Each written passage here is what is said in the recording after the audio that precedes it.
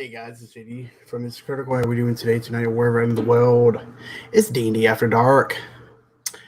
So how was everybody's week? Oh, let me adjust my camera. All right, there we go. Live from the garage, right?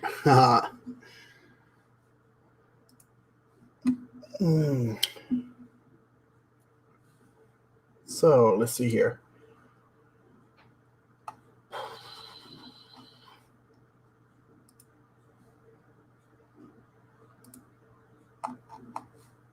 Let's see. Hey, Almighty, thanks for coming in. What's up, brother? So, second session of Icewind Dale for my players. It went freaking awesome. What can I say is, well, I still got a set up back there too. But a lot of things didn't go as planned. Set up for a big battle? Yeah, that big battle didn't even happen at all. They actually talked the way out of it. But yeah. It is good, yeah. Yeah, it is. How's the quality, Almighty? You know what? Where's my...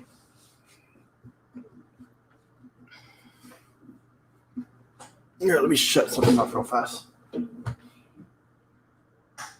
Oh, there we go. Good. Sweet. That glare was killing me. So, yeah. One thing about I'm learning with the modular, the Icewind Dale Eventual, nothing's been going as planned. Nothing. Like I said, I set up a big battle. Nope. Sounds good. No, like, that is awesome. Sweet. So, I know I haven't put out a video here lately. I've just been doing the live stream, but that's about all I can do right now because between work and doing something, basically between work. That's how D&D goes, never planned. That is very true, Almighty. Nothing goes planned.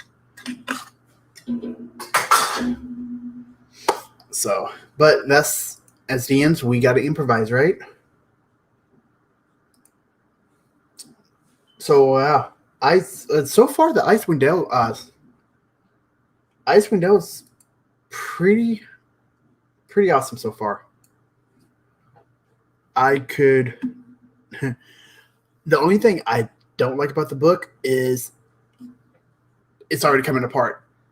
A new book, paid $30 for it, and it's like the binding is already coming apart on it, and I've only read it once, and now I'm using it, and it just sucks, and I'm still waiting on my Crystal Straw for now, going on 2 months now, my Crystal Straw replacement for 2 months. Wow, that sucks. Yeah, it really does. I did contact Wizards of the Coast about my Crystal Straw replacement, and they said, oh yeah, due to what's going on, the pandemic and stuff, we see that your order's in place, but it hasn't been shipped yet. Well, honestly, a update would have been fine. Going on 2 months, no word. I just think you forgot about me, right? But yeah.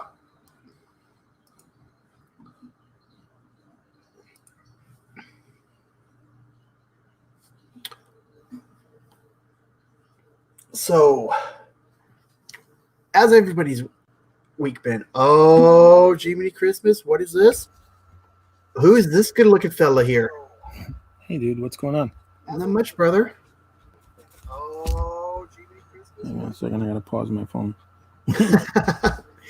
Yeah, I would have posted something in Discord earlier today, but I've just been so busy. No worries. Hey, Almighty, how's it going?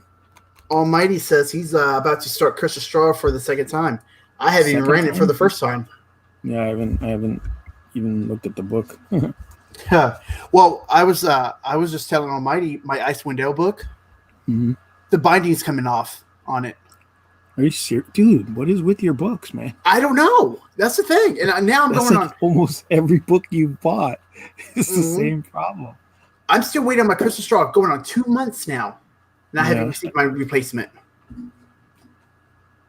I don't know, man. I don't know. But yeah, Maybe it's maybe the election slowed down the process. that Or well, they COVID. said they said due to COVID, since they're in Washington Yeah, State. So yeah, makes sense. yeah. So you were originally saying, I heard you say that your session didn't go as according to plan. No, so okay, so I had a big battle Mm-hmm. and all set up. One of the battles out of the book set up, and both my players were like, "Yo, time out. Can we talk?" I'm like, "Yeah, sure. Okay, that'll give me time. That'll give me time to set everything up and stuff, right?" Yeah. And so they go off. I'm started setting it up, and I went ahead and had them roll their initiative, too. Mm-hmm. And they come back, goes, "Okay, we're ready." I'm like, "Okay." So I'm like, "Okay, so this is what's going on and stuff. What do you guys do?"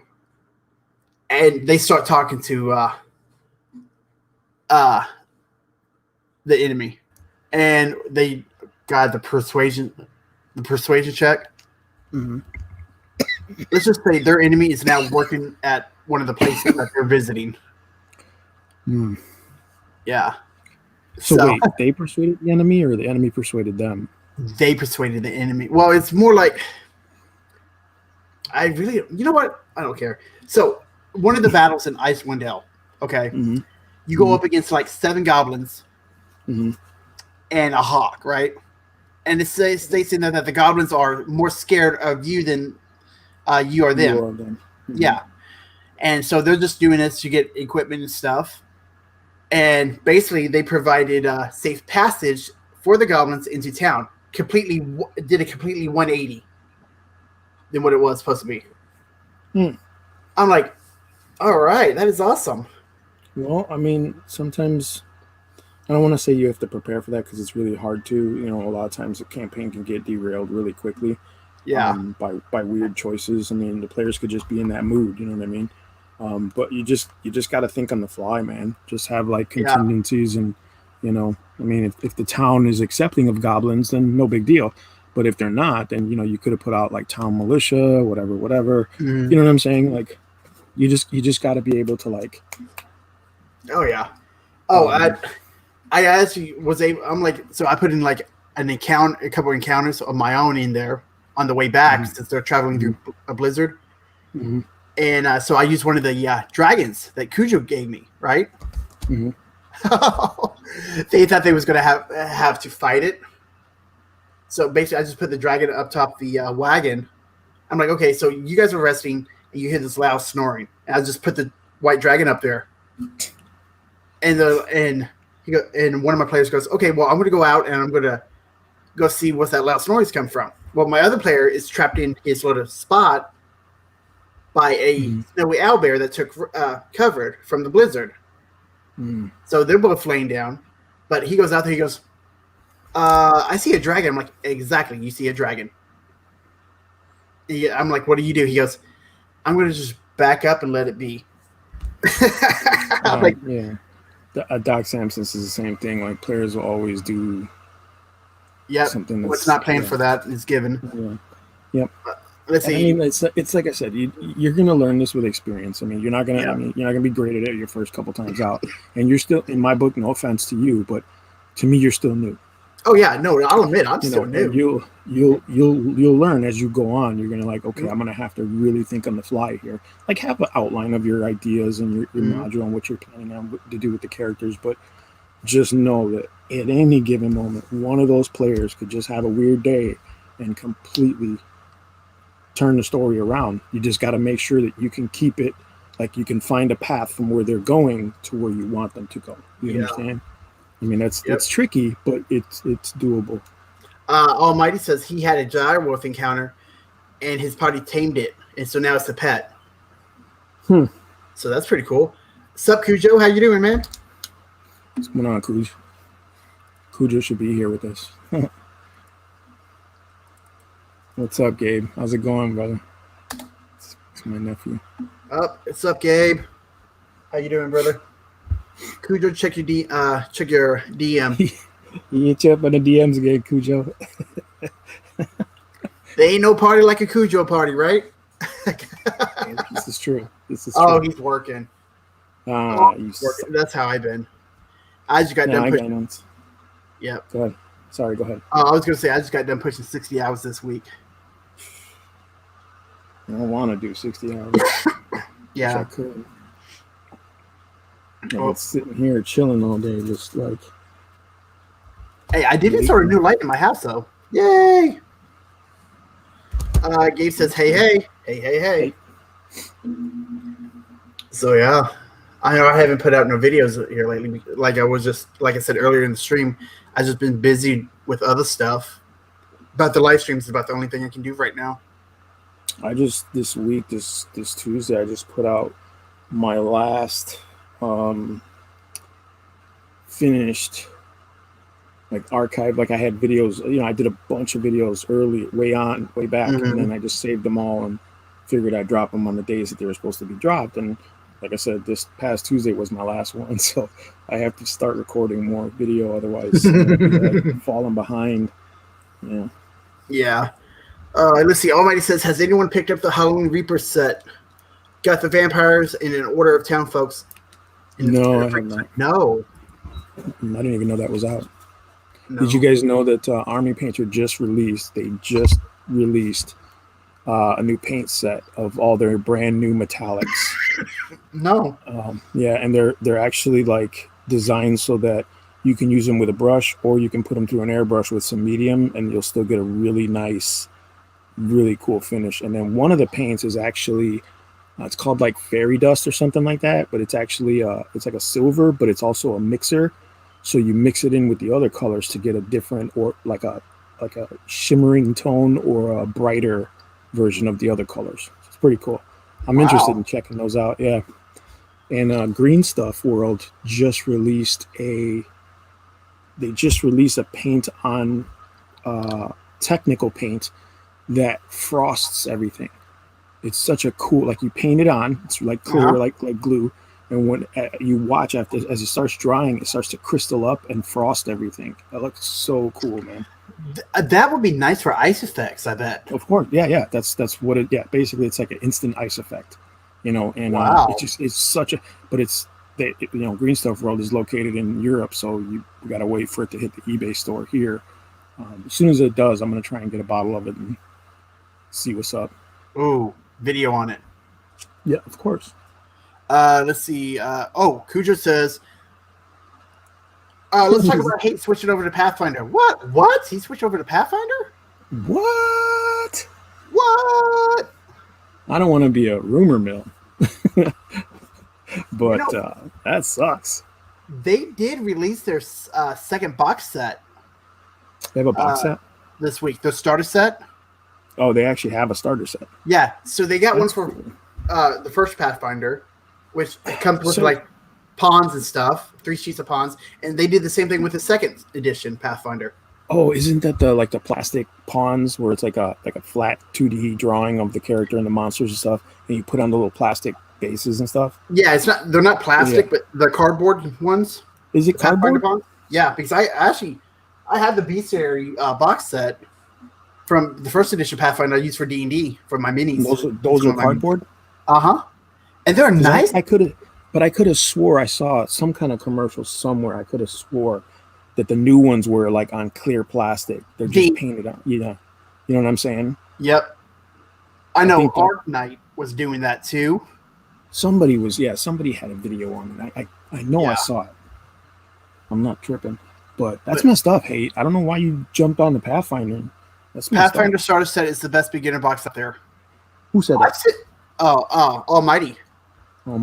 First of all, are you sure? Because that's a pretty bold statement. Well, I don't know, but it does come with miniatures. So and a battle mat. Yeah, and that's a good deal. You're not wrong. You know what, I'm starting to think that's not a bad deal, because like you're literally getting almost everything you need, right? Except pencils Yeah, to run your game, right? Like, so that's actually that's a good point. Good point. Touche. because I honestly I thought about running it, just getting it for the battle mat and the minis itself. It's only like $30. Cujo says he's got Bones 5 ordered with the pirate ship. Yeah, I Oh, slept on that one again. Every time I see the Bones lines, and I'm like, I'm gonna get the next one, and I always sleep on it because there's like so many miniatures in that line that I just don't like. You know what I'm saying? Because they have a big tendency, like Reaper has a tendency to put a lot of like character miniatures in there, and I don't like that. Like, I'm already past buying characters for people. I'm like, yo, you can get your own. yeah. I mean, I've said it before, but Yeah, Almighty says check it out. I know he did a video on his Pathfinder box set. Did he? Is that where I saw it? I think so. Is that where you in the new Pathfinder set? Almighty, if that's the new one, the new are one. those minis plastic or are they cardboard? The new one's the cardboard, and They're still cardboard. Yeah, they're still cardboard because I saw it. Damn. Where did I see it? What the hell am I thinking of then? I think you're thinking of the Arknight and how Wizards of the D&D just released their own version of the Arknight plastic minis, the flat plastic minis. Yeah. So. Okay. I mean, you're probably right. You don't have to run the game. I haven't run it, but it comes with so much, and it's gonna super easy to run. Yeah, I mean that's cool. You should definitely, bro, if you get the chance, do some videos on it at least. Like a review on how it all works together. And if you run your first campaign or you run your first session, let us know. You know what I mean? Drop some hints. See, I like that stuff because it's like there's stuff I want to buy, right? Like there's games, there's books, there's all kinds of stuff I want to buy. But then there's times where it's like, do I really? You know what I'm saying? Like the D&D cookbook. I want to give a shout out real quick to Thaco's Cave. He sent me a list of all the recipes in the book. Appreciate you, brother. Unfortunately, it didn't help much because the names of the recipes are fantasy D&D-esque names, right? Except for like the beef stew and stuff like that, or the elf bread. That's what it is. But everything else has got these funny names, so it's like really hard to tell like what it actually is. And that's a book I want to get, but I say I buy this book and my wife and I go through like half the stuff in the book we don't want to eat. You know what I'm saying? Or it's got ingredients that we're just not feeling. So it's like, you know what I mean? Like, I wish I could get a preview of it. So yeah, that's what I was saying. Like what he's doing. Oh no, because I was looking at the book too. Even like with I play World of Warcraft, right? And they got a cookbook out too. And I was looking at it. But yeah, he has it too. Thaco bought that book too. He said. Yeah. Let's see. Almighty said he highly recommend the beginner box for newbies. Okay. What about experienced players? I mean, because I've never played Pathfinder. You know what I'm saying? Like I figured I had D&D. It was fine. It was fine. I didn't need a whole new fantasy world. Mm-hmm. But I don't know. People are saying it's pretty good. You play 3.5, right? I played 3.5 for sure. I played everything up to 3.5. And I skipped on 4 because I played a couple games of 4, but I didn't really like it. And then 5 I have not run yet. So I heard Pathfinder is 3.75.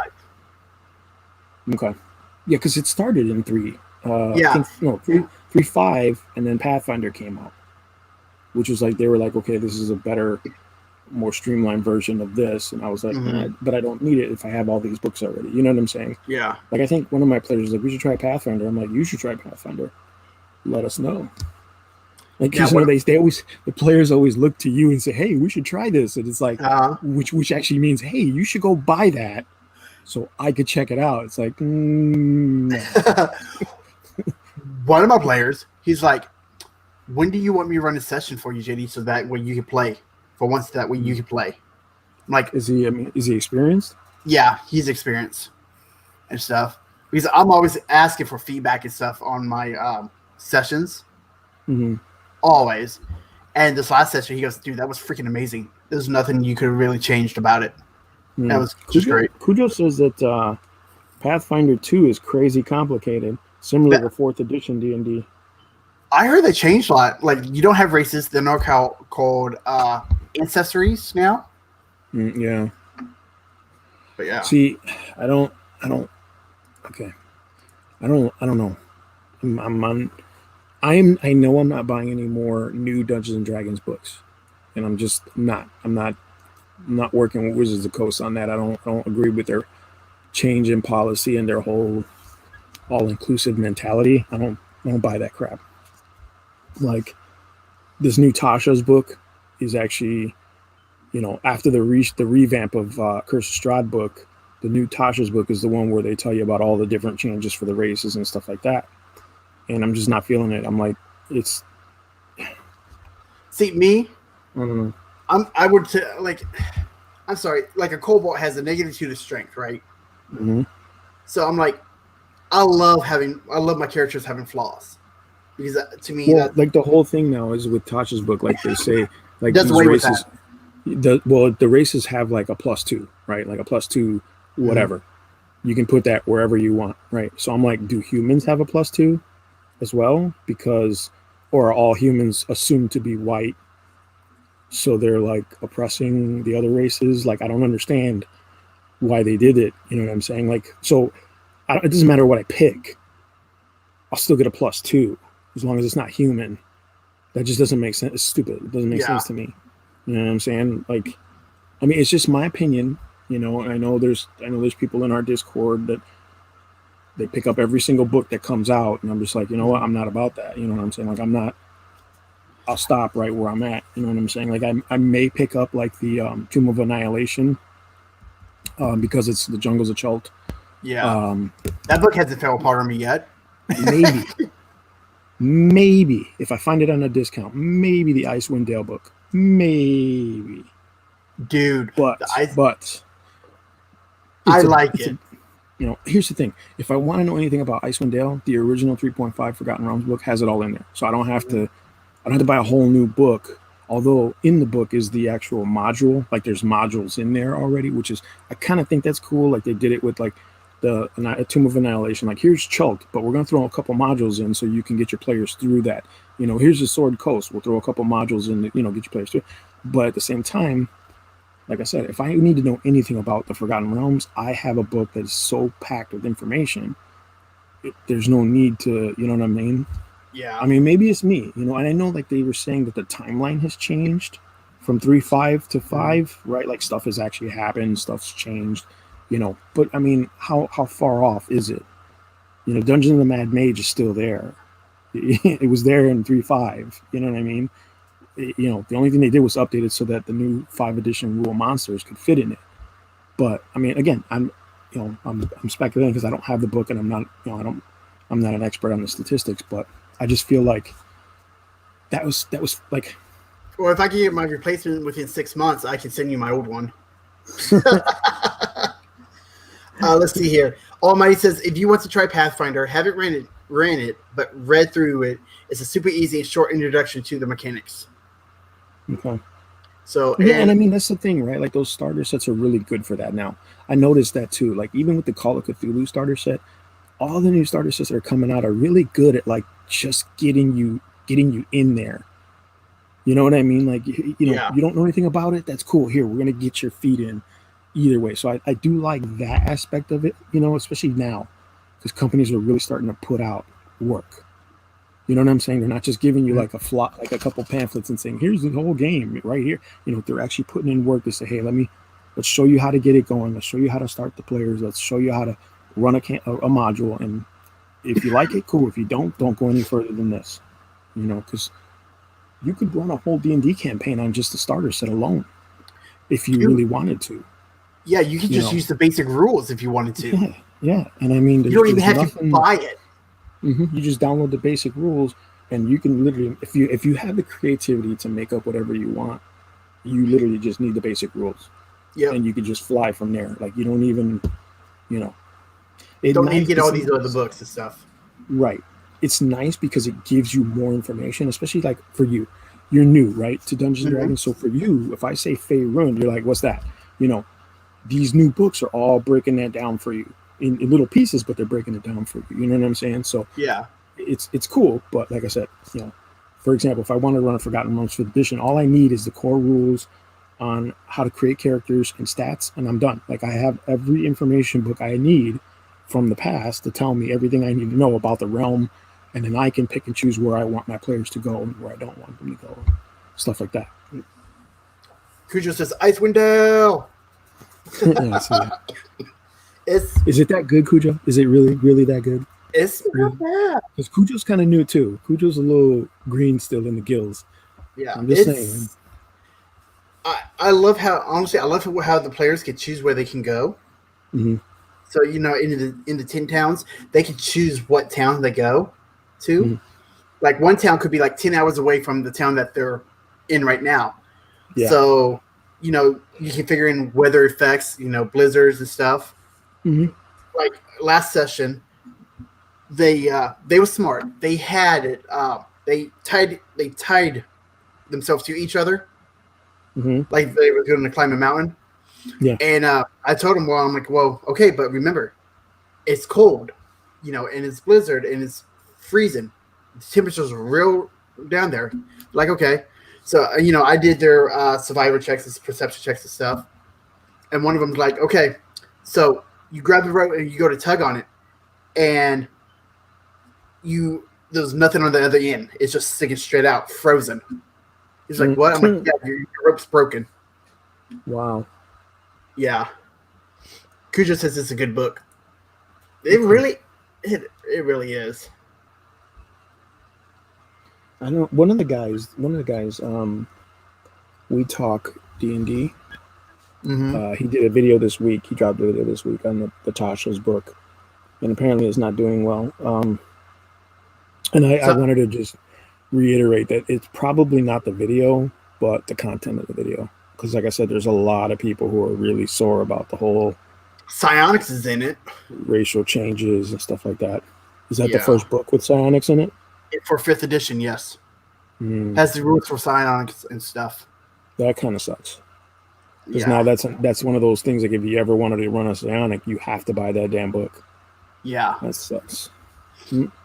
Well, they're not stupid, I'll tell you that. They're using their thinkers wisely, I guess. Yeah. I finished my little floating ghosts. Oh, did you? Yeah, I finished all 3. Nice. I was watching a video on how some people how this one guy, he magnetized all his minis. Mm-hmm. So he on his Warhammer minis, and he just switches out the weapons and stuff on that in the same way with his BattleTech. A lot of people do it on 40K, but you know what? You got time for all that. I'll do it on the big models, like the models like the dreadnoughts and the tanks and shit. I won't do it on the troops. That's stupid. Those are nice. Well, it's not stupid. It's just I feel like it's timely and not necessary because you're eventually going to wind up buying more minis for a new squad or anyway, so you can arm them how you want. You know what I'm saying? Like it just is what it is. Yeah. Let's see. Let's zoom in on those. So are those 40K or? No, this is Warhammer Fantasy. Well, Age of Sigmar. This one here was a bitch. I literally broke it on an accident, and then I wound up throwing the piece across the room because I was so frustrated on how this thing is so intertwined. Like these models are completely intertwined, and you have to do it piece by piece by piece. It's so frustrating. Like one of the worst models I've ever put together. But they're cool looking. Yeah, they are cool looking. I see the picture that you post up in Discord. Yeah. Let's see. Cujo says 5th edition would most likely be my last, and I'm like you and Tasha. I would take a really look hard at any new books before I buy it, but may not buy any more either. I do love my black books though. Yeah, Tasha's a white book though. So let's see. Doc says I'm gonna get the PDF by other means. And see, hit me up, Doc, when you get it. Let me know. Actually, Cujo, I could probably give you a website that has everything on it, even the Icewind Dale. Okay. So actually, don't put it here. Put it in. No, I'm not gonna put it here. I'll DM it to you in Discord because I actually used this site, and I ran my encounters. It has a built-in encounter builder. which is nice. Let's see here. Okay, 5.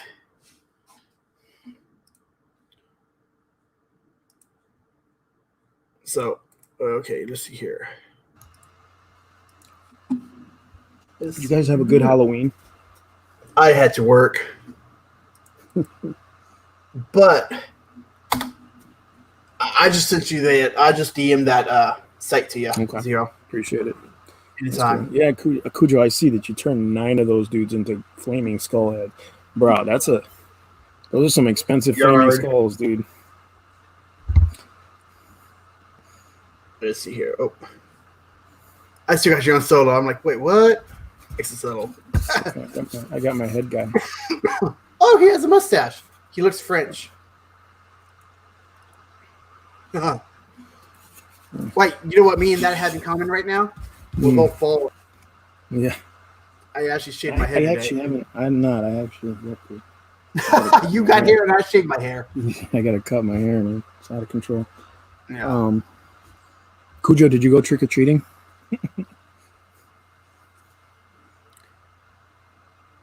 Let's see. Cujo says, no, I broke down a set of 3 into 9. Yeah, that's. Oh, those ghosts? He took the ghosts and made them into flaming skulls for D&D.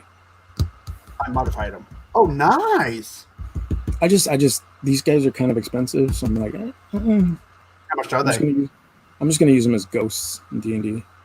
Well, normally they're like $32 for the pack of 3 for the 3 bases. But I think I got a discount on eBay when because he sold it. I got it without the box and the instructions. So he sold it to me for like $15 off or something. It was like $15, and then I had to print out the instructions myself.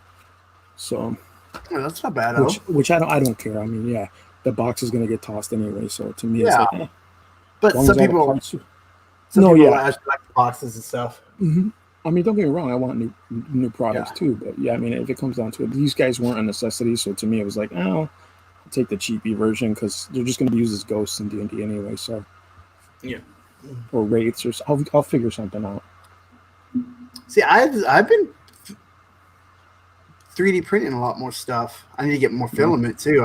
I haven't went through all my filament yet, but I just wanted to have just in case. And I've been looking. I'm not gonna lie. I've kind of been holding off and getting a new graphics card and been eyeing a photon for a resin printer. Oh, you think about getting a resin printer? I'm thinking about it. That's cool. What have you been printing? Minis or tiles? If I get a resin printer, it's going to be strictly minis. No. I mean, what have you said you've been printing? What are you printing?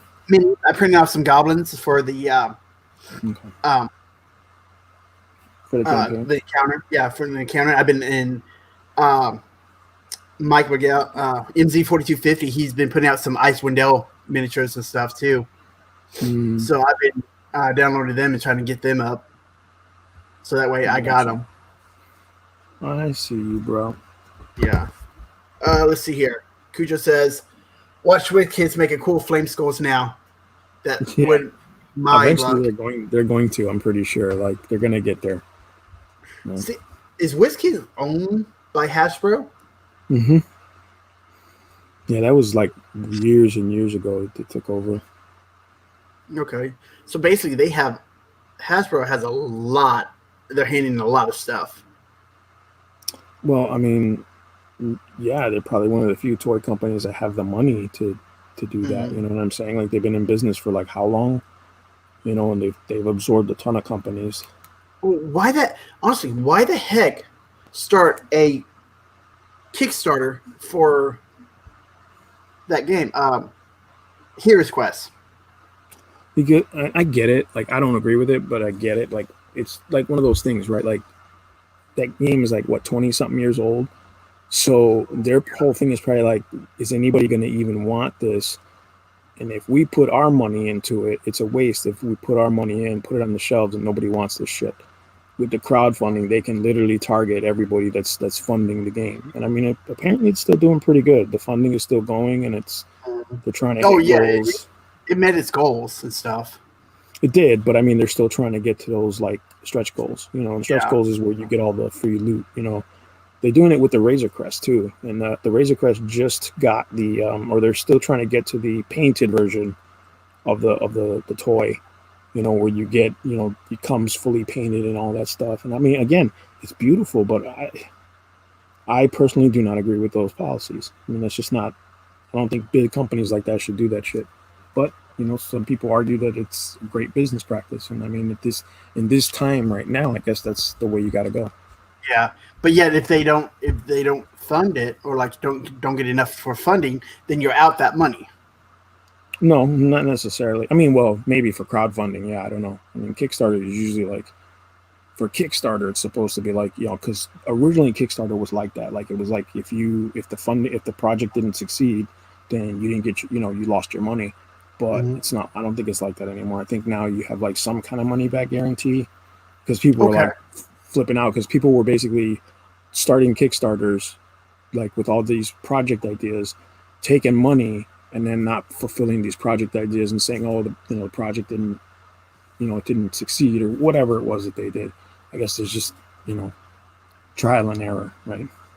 Yeah, that's one thing that has me scared about the Kickstarters and stuff. That's why I never backed one, because I'm like, my hard-earned money. We still have not gotten our Kickstarter that we did a year ago, October 1st. We started it. So we should have gotten the product October 1st.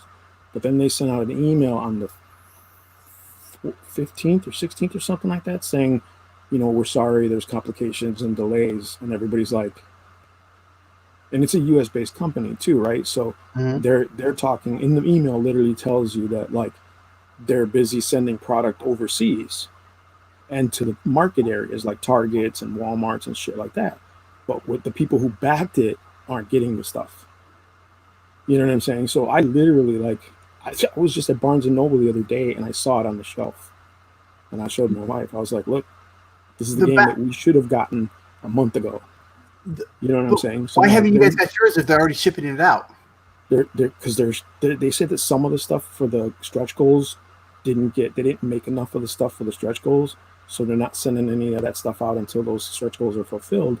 And I'm just like, what? It's like, who does that? Who does business like that? You know what I'm saying? Yeah. But, I mean, I guess it's just. Kevin D. Says, yo, guys, I backed 12 and they have always came through for me. Good for you, Kevin DeLeon. Good for you. That's awesome.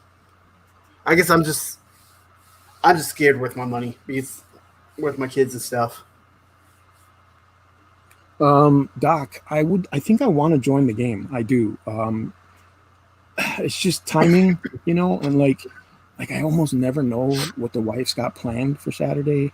I'm not blaming her. I'm just saying, like, it's always like, because of COVID, we're either doing something or we're going somewhere. And I mean, I'll be honest, I'm on lockdown every day, right? So if Saturday comes and I get to take a drive to Wisconsin, I'm gone. Like, I roll down the window, stick my face out the car, I'm gone. Because, I mean, otherwise I don't get out of the house. So, but I do think I want to join Brian's game. If you guys will have me, or at least if Brian wants me in the game or not, I don't know. But it looks like you guys are committed to it, so that's cool. So let's see. Cujo says, I think a good way to get orcs and goblins, skeletons, and zombies is Warhammer Fantasy. Gives you a bunch of multi-part minis. You need a bunch of horde-type monsters. I'm Cujo, you know me, bro. I am a Warhammer fan, thick and thin, right? But financially, I'm going to have to disagree. Not only because if I'm telling someone, like if I'm saying, hey, dude, you're going to get started in D&D, all right, these are the things you're going to need. And they're like, what about miniatures? I'm like, well, there's several routes you can go, right? And like, you can get a 5-pack of Reaper Bones skeletons for like $3, right? You're probably not going to get that through Games Workshops, because they're just, problem with Games Workshop is that the supply and demand, and they're constantly raising prices. Like, so many years apart, they literally raise prices on all their product. And God forbid they come out with a new unit, and that unit's the price is going to go through the roof, right?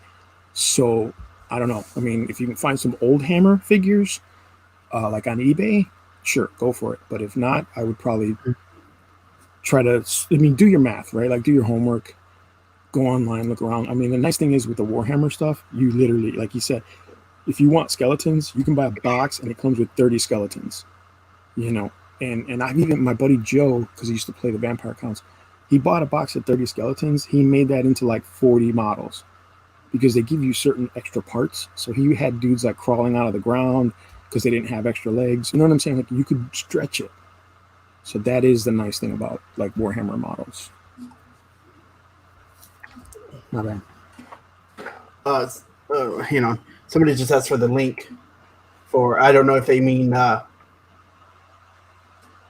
the stream. Kings of War may seem cheaper now because that's their goal. See, don't fall into that trap, bro.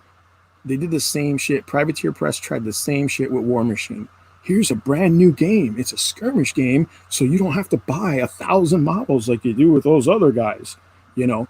And then 2 years later, War Machine is like now a tabletop battle game. So now you're buying 4 regiments of dudes, you know, and they're all pewter. So, you know, you're spending. Don't fall for the game, man. Kings of War may be cheap right now, but I guarantee you, next edition or next batch of new units, they're going to be jacking it up. You want to go with even cheaper fantasy models? Try on North Star Games. They're the guys that do the models for Frostgrave. And they've got a ton of models for super cheap. So if you wanted to do that, you could do that. Yeah, because for a box of 20 minis is like $30 for what? For the North Star game minis. Yeah, it's like I think all their model boxes are $30, and it's like you get like 20 something miniature, and you get like all the different weapon options that you could possibly use. Can customize them, and you can mix and match with other sets too. That's what I was thinking about getting the cultist set and the undead set and using like skeletons and making like undead cultists and stuff like that, because I actually picked up 2 necromancers for from D&D. These are from Wizards of the Coast, but they're going to be my necromancer and my apprentice for Frostgrave. You know, I mean, it's very cheap to get into that game if you wanted to. So I mean, there's options out there. Yeah, I'm not saying King of War. I'm not saying King of War is not an option. It is a good. They got some really cool models, but that's an actual tabletop miniatures game. And it's classic that all those games, they eventually, if they want to stay in the game, they got to raise prices and they got to keep pumping out new shit. What do you like about Frostgrave so far? I mean, it's other than it being cheap. No, that I don't give a shit about that. I mean, I like that. That's not my main purchase prize, though. My purchase motivation was the fact that it's it can be, no matter what you do, it is always going to be a small game. Like you can play it on a 2x2, so 2 feet by 2 feet square, or 3 feet by 3 feet is the biggest space you're going to use for Frostgrave. So you can play that on a dinner table. You know what I'm saying? The scenery is, you can build your own scenery, or you can buy whatever you want to do with scenery. But it's not one of those. It's not a game like Warhammer where I'm going to put my army here, you're going to put your army over there, and once the game starts, it's you against me, and that's it. Right? There's some objectives and things like that, but pretty much it's like my army versus your army. This is more objective based and treasure based. So it's like, I don't have to kill all your guys. I just got to go get those treasure tokens and keep them to the end of the game, or get them. Actually, not even in the game. Matter of fact, you actually just have to get them off the table. So I send a guy, picks up some treasure. He walks off the board with that treasure. It's mine, whether I get all my guys killed or not. And I think it's just a really cool introduction to tabletop miniature game for anybody who's on the fence. Like if you're on the fence about Warhammer or Kings of War or War Machine or any of those huge games like Hordes, if you're on the fence about it, Frostgrave is the perfect catalyst between role-playing and tabletop miniature games. It's just small enough for you to use D&D miniatures and just big enough for you to get a taste of like, measuring and moving your guys and, rolling to hit and all that stuff. There's another one out there called One Page Press or something like that. And they have a couple And it They have is rules only for free. yeah, they have rules for a game, and it's the thing, right? Like Frostgrave. The book when I first bought the main book, it was $13. I got it on Amazon, like super cheap, because it was already been out for like 2 or 3 years or something. The new one is only $20, right? And all the new one is just revisal of certain numbers and stats. Like that's it. Like they didn't really overhaul the whole game and say, okay, this is a whole new game now. Now we're gonna play like Warhammer style games where you're using like regiments of guys. No, same shit. 10 dudes tops, and here's an easier, simpler way to play the game. That's it. They did the same thing with Gaslands. So if you bought the first Gaslands book, you could still play that game legitimately. It's not, those rules are exactly the same as in the second edition book. The second edition book just has more stuff in it.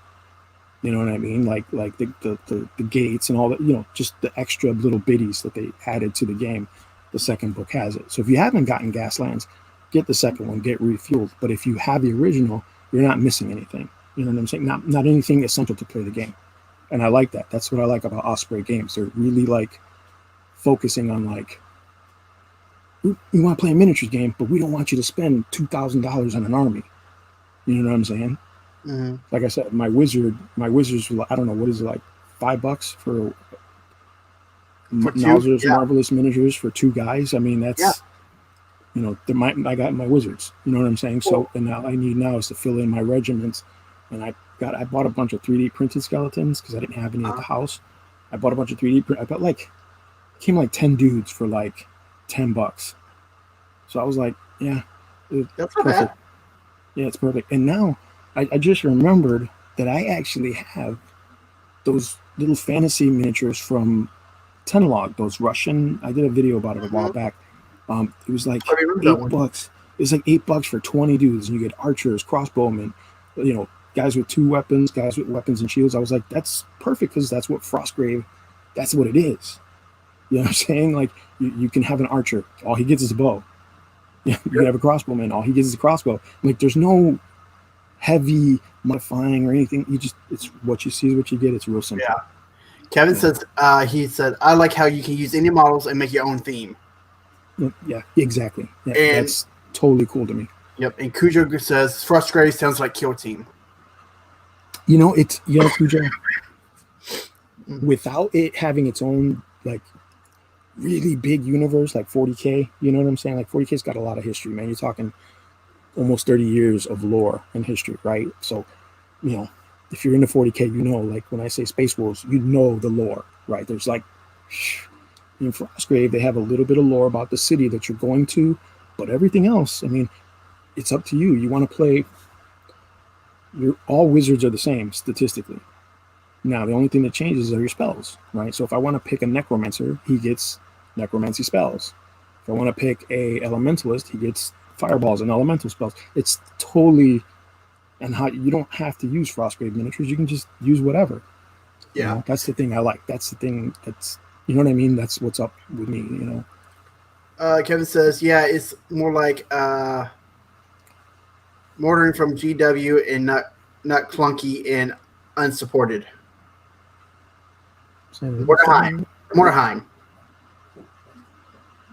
Yes. Mordenheim. Yeah. It's exactly, you know what? It's exactly like Mordenheim because you have all the climbing rules, you have the jumping rules across open areas. You can, you know what I'm saying? There's a ton of, it's just like Mordenheim, but the $5 version. You know what I'm saying? And with Frostgrave, you can use the old adventures too, right? With them? Yes. In the main book, it gave you 10 scenarios, right? It's kind of like, so you could do a campaign, right? So from start to finish, you track your guys, they get experience points. And what the treasure does is allow you to buy spells, buy upgrades for your character and stuff like that. It's pretty cool. It's like I said, it's a hybrid of role-playing and tabletop miniatures. In the second book, in the new book, they did the same 10 scenarios, but they added 10 new ones. So you're not losing anything from the first to the second. You're just getting extra stuff. So, I mean, if you don't have Frostgrave, buy the new one, buy second edition. If you do have it, you're not really losing anything. So, well, they did change the price of some of the, like the Apprentice and some of the other guys. Yes. I have a whole list of the stuff that's actually changed.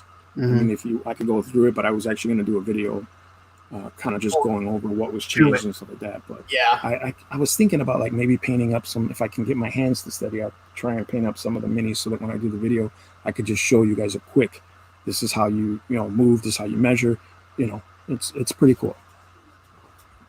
Like I said, I like it. I think it's a great game for people who, especially, okay, if you play Dungeons and Dragons or Pathfinder, this is a great transition from that to tabletop miniatures. You know what I'm saying? Because you already know one square on the map equals 1 inch, right? Like, all that stuff. In Frostgrave, you're using a ruler instead. That's it. Me, so I'll be writing out the 25-foot long tape measure. Like, yeah. And that's the thing, right? Like in Warhammer, Hordes, Kings of War, Infinity, all these games, right? Every single unit has unique weapons to a degree, right? So the Space Marine rifle shoots this far, right? But the Orc rifle only shoots this far. And then the Tau rifle shoots this far.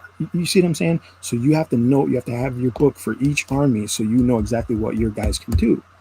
This is not like that. Every bow, no matter whose bow it is, no matter who's wielding the bow and crossbow, they all shoot 24 inches. That is it. There's no bonuses because I'm an elf. There's no minuses because I'm a necromancer. It's all the same. So there's no, like, if your guy's like, if you're playing against your opponent and he measures 25 inches, you're like, hey, what are you doing? Don't be crazy. You know what I'm saying? Like, everybody is the same. You're just, like I said, your spellcasters will make your warband unique. Let's see. Cujo says he is finding Gaslands to be very expensive. I can see where it gets expensive. Bro, the thing about Gaslands, see, and this is the problem.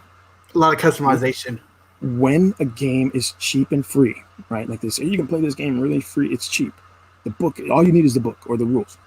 They don't include what it's going to cost you to prepare all that stuff to play. Your cars, your templates, your dice. Like Gaslands should actually have a starter box set. Because in Gaslands, you need way more custom shit than you do in Frostgrave. Frostgrave, you just need D20. That's it. And your minis. Like, yeah. You know what I'm saying? Gaslands, you have to make your cars. You have to make your terrain. You have to, and especially if you use Hot Wheel scale, you have to make everything. You literally have to add the make weapon and stuff. Everything. Now, I was reading the Gaslands book, and while it is very common that a lot of people use die-cast cars like Hot Wheels, they say you can use different scales. So you can use N scale, which is the little tiny trains.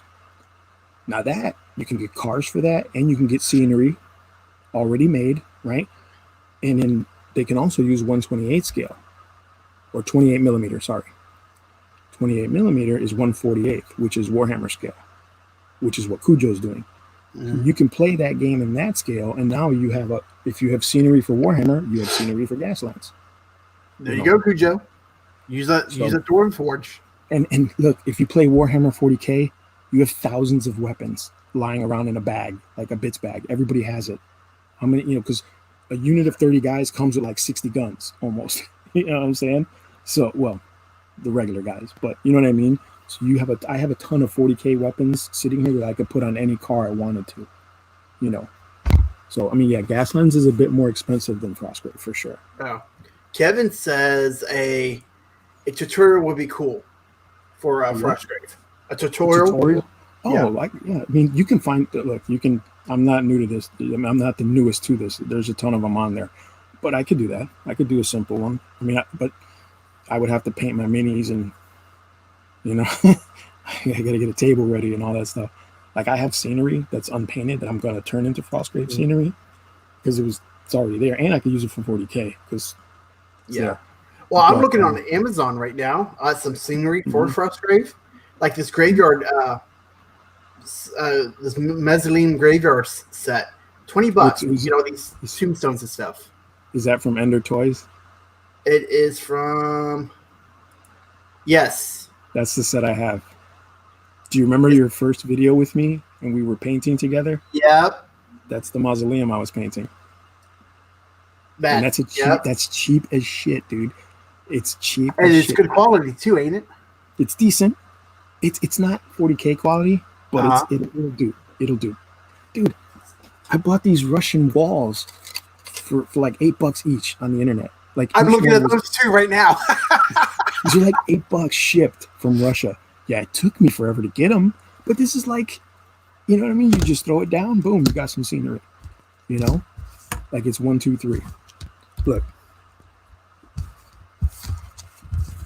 see? And I thought about honestly, I thought about 3D printing some of that stuff up like that. Yeah, you could. But Why I'm not? like, yeah, There's files out there. Do it. But here's the thing: do it if you're gonna get into something like that. yeah, exactly. I That's wouldn't why do, I have it. I wouldn't do it for Dungeons and Dragons, and that's just me. And I'm not trying to offend anybody, and I love all you guys on Discord. You know that. But I don't believe in making scenery for Dungeons and Dragons. I don't believe in that shit. If you don't have another purpose for it, you're literally wasting material. Like my dungeon tiles, I just use it for the dungeon. That's it. But see, that's the thing. Those things are so generic. You can use them Yeah. all the time for every single dungeon. And yeah, it may look a little boring after a while, but so what? It's still a dungeon. But if you make like a tavern, or you make like a specific piece of scenery, right? Like a you know, the what's that in Salt Marsh? The big pit you can go into. The I don't know. I haven't read Salt Marsh yet. I know it's on the tip of my tongue, but anyway, somebody made a piece of scenery for that, and I'm like, okay, that's cool, but you're only going to use that once. Oh, for Fidelity D20, cut a bucket in half and made a wizard tower out of it. Yeah, now that was awesome. That's cool, right? Because you could use that for a multiple, like you could use it for a ton of different. All you do is take those bookshelves out, and he can use it for a ton of different shit. And he can use that in Warhammer. You can use that in Warhammer. Really? Yeah. You could could what? Could you use it for Frostgrave too? Yeah, of course. Why wouldn't you? That's actually pretty smart. Have a couple of those 5-gallon buckets. I'm just saying, like, it's about if you're only playing Dungeons and Dragons. That's all I'm saying. I don't believe in buying trees and making buildings and walls, and I don't believe in that because especially themed scenery, like the Yawning Portal or whatever, you're not going to use it more than once or twice in your lifetime. But if you play Dungeons and Dragons and you play Warhammer, or you play Frostgrave, or you play Kings of War, or you play, War Machine, you can use all that stuff. Dude, we had a whole fantasy village built. Like, we have a whole fantasy village. It's part of where the Gypsy House comes from. Bill from Rosette says it's the pit of hatred. See, this is my Gypsy House. I've used this in games of Warhammer 40K. Yes, it's a fantasy house, but I could still use it because it's basically blocking terrain, stuff the guys got to move around. So, I mean, it's got multiple uses, and I could use it in Dungeons and Dragons as a focal point. You know what I mean? Yeah. But I'm just saying that I don't believe in using building scenery projects just for Dungeons and Dragons. That's just me. I like it, and I think it's cool, and I love the fact, like, Miller and Quinn, especially Quinn's got some phenomenal projects. You know what I'm saying? I'm just like, Yeah. How often do you use it in D&D? Here's the thing. We built this whole village, right? We only used the table one time. Now it's all in storage and boxes and stuff. Now, we could still use it, but we don't get to play much because of COVID and all the other stuff, right? Yeah. But when we get the chance, we can pop that stuff out and use it. You know what I mean? In multiple games. So, like I said, just for me, if it's just Dungeons and Dragons, dungeon tiles are the best way to go because those can be anywhere in the realm. It's like, hey, we're in the desert, but this dungeon looks like the dungeon we were in last week. Yep, deal with it. Yeah. It's still a dungeon. You know what I mean? Bill says Insart Marsh is the pit of hatred. Yes. Okay. I know it. Yeah, that's it. Yeah. Kevin By the said, way, what's up, Bill? Oh yeah, Bill. Hey, dude, Bill. I caught the tail end of the stream last night. I got off work. Like, I went to go comment. It's like, oh, ending. I'm like, oh. Let's see. Kevin says I own like 15 painted buildings, so I do love to find a Frostgrave group. That would be awesome. Kevin, And if you're in Chicago, hit me up. Yep. You can just share the book. Yeah, Get but your own. but look, it's $20. Actually, 32 right now on Amazon. Is it It went back 32 up. on Amazon? Yep, I'm looking at it. It went back up. It must be popular right now. Yep. Now the Kindle version is $15.43. Okay. Mm-hmm. Let's see. Kevin also says they have interiors and multiple floors. Mm-hmm. Yep. Yeah, and you can fall in Frostgrave. You can actually fall from like an upper. Someone can actually push you off of a higher level. You can fall and take damage. I mean, it's just some pretty cool stuff. See, I have the PDF version of the first one when they was giving out for free. Yeah. So I got that. You can still use it. Yeah, but I'm more of a physical kind of book guy. I don't blame you. I agree, but print it out and make it a book. Ooh, I didn't even think about that. Put in sheet protectors. Yeah. I'm just saying. I mean, it's you can play that game super cheap. Yeah, it's 36 on eBay too. Oh shit. Yeah. I'm glad I got it when I got it. No joke. You only got like 20. Like here, Gamecraft Miniatures Frostgrave version 2 Knights, $20. So yeah, the miniatures are cheap. So that's $1 a mini right there. Mm-hmm. I mean, they've got gnolls, they've got barbarians, they've got cultists, they've got regular soldiers, they've got female soldiers, they've got barbarians, female barbarians. They're getting a good line of minis. I personally do not like the look of the Frostgrave miniatures. I don't like North Star's artists. I'm not a fan of their artists. And North Star does like Napoleonic. They do a bunch of different like genres of miniatures. And it's cool because they're very affordable and they're plastic. They're multi-part plastic, which gives you a lot of customizability. I'm just not a fan of the look of those miniatures. You know what I'm saying? But I might pick some up just to fill out my Necromancer unit. I've been thinking about picking some up for D&D. You can do that too because they're that's what it is, Yeah. I mean, they don't have like orcs and goblins and elves and stuff like that, but like you said, they got gnolls. Like I'm looking at the gnolls right now. You get 20 gnolls for $30. Yep. Frostgrave wizards too, females. There's 20 of them in there for $20. Mm-hmm. So there's like your player characters or NPCs. Well, here's the thing. Yeah. And in Frostgrave, like you have necromancers, you have enhancers, you have illusionists, you have chronomancers, and they have like a ton of different wizard schools. So, they're going to look different, obviously, but they're the only characters. Those two characters are the only ones that have to look any different. You know what I'm saying? Yeah. Cujo says, I use my Dwarven Forge for Star Wars Legions, Dungeons & Dragons, Warhammer 40K, and Gaslands. Can't use it for X. I mean, look, why not? Right? That's exactly it. Why wouldn't you use it for all that stuff? If you play all that stuff, you might as well, dude. Like and Cujo got the collection. like Cujo's got a I'm jealous of you collection. No lie. Like I'm jealous of your collection, bro.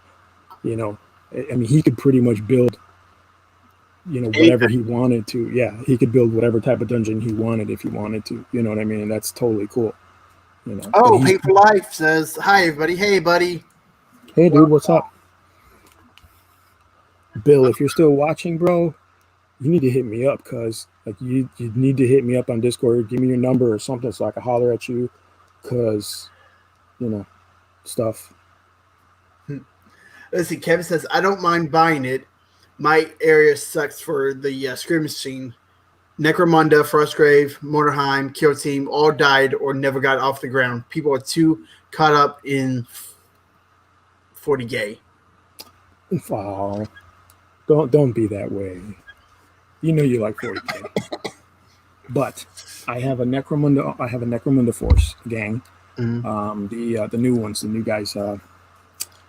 They're the guys that like they have the axes and the armor. The flesh guys. I can't remember what they're called, but I have a squad of those guys. Kill team, I can make any kind of kill team I want. I've got like 3 or 4 armies, so I could make whatever for a kill team. So I agree with you. It's not Games Workshop per se, but it's the community, right? Like they jump on the new game and then it's like I'll play that for a little bit, and then new 40K edition comes out. I'm going right back to where I came from, and it's unfortunate, And then what happens is they don't support it enough, and then Games Workshop's like, well, nobody's buying this stuff, so we can just go ahead and let this line go because we don't care, right? Because we're getting money either way, And that's the sucky part. Like, all these games that are out right now, like Necromunda, Kill Team, Blood Bowl, all these games were original Games Workshop releases back in the day, but they just didn't get enough people support and GW support. Like Games Workshop would they'd create a game, then they'd make some articles in the magazines on and off, and then they'd let it go. So people were like, well, I bought all this stuff. I really like this game, but nobody wants to play anymore. Like Mordenheim. I thought Mordenheim was a really cool game, but is in the GW mythos, so you gotta use those things.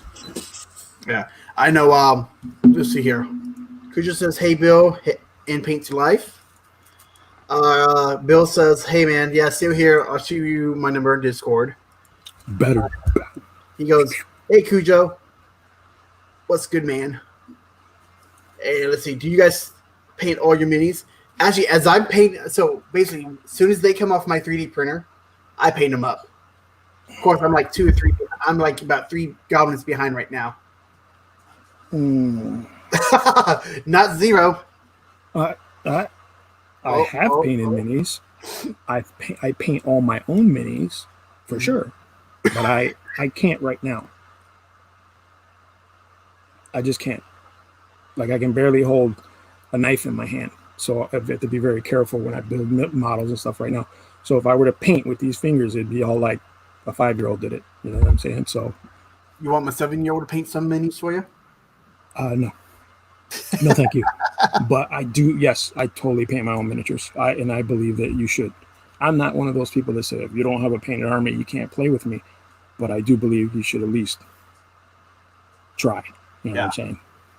I used to run a gaming club back in the day. It was called the Basement Heretics, and we used to go to tournaments. We used to go to public events.